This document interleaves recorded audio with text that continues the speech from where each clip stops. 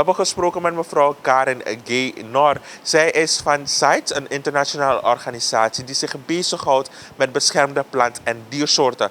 Het is van belang dat Suriname als land met 93% bos zich gaat focussen op het verder beschermen van planten en dieren in ons land. We moeten ook er naartoe gaan werken dat er wetgeving is om ertoe zorg te dragen dat personen geen dieren en planten kunnen smokkelen naar het buitenland. Wij voeren u terug naar dit gesprek. Well, I can tell you that this workshop is addressing the Compliance Assistance Programme.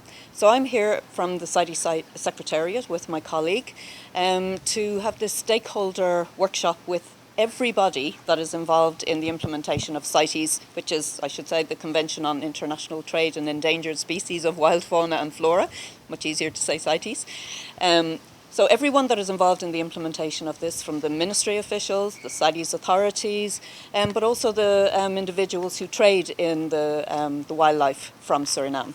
And it's a really important meeting because it's bringing together everybody who is involved in this, also the NGOs, I should say, and everyone who's interested in wildlife. It's an opportunity for us to explain what CITES is, how it works. So the objective of CITES is to ensure that international trade in endangered species that are listed on CITES is legal, sustainable and traceable. And obviously this is an objective that the authorities have, but it should also be an objective that all the traders have, because it means that the wildlife will be there to provide livelihoods for people into the long term. And when we're talking about wildlife, what can we take from this? Because you're speaking about endangered species. What can we as a people learn from this if we're speaking about wildlife? Okay, so CITES doesn't cover all wildlife, I should say. It covers about 39, almost 40,000 different species, most of which are plants. Trade, international trade, we only cover international trade, in these species is allowed as long as it's regulated. And this is done with a permit system.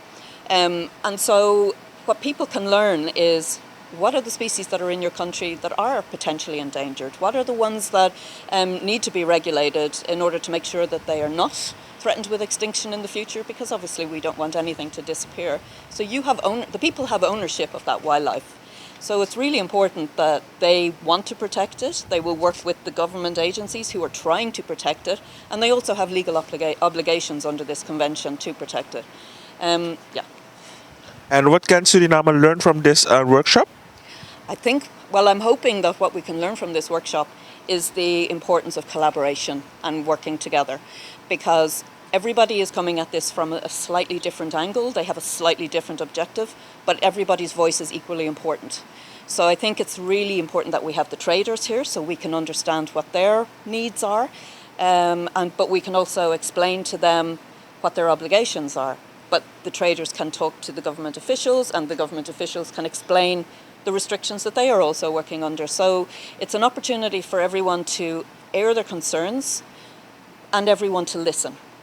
And the whole idea of this project is to assist Suriname to be able to implement this convention correctly. And in order to do that, we need to make sure that we hear all those voices. And the aim is that we will work with Suriname after this meeting, and we will develop an action plan to find ways that we can help build the institutional knowledge. The institutional knowledge that Suriname needs, and improve it. And also what are the capacity building needs, and come up with training programs. So this is only the initial stage of it. So we will work towards a plan that will be implemented over the next 2 years or so.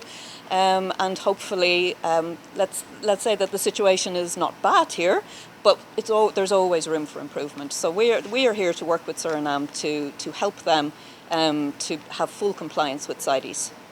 And if we're talking about working towards the next 2 years, the next many more years together, is it important that also we as a people know that you are here in Suriname to work together with the government officials to make sure that our wildlife is protected and safe?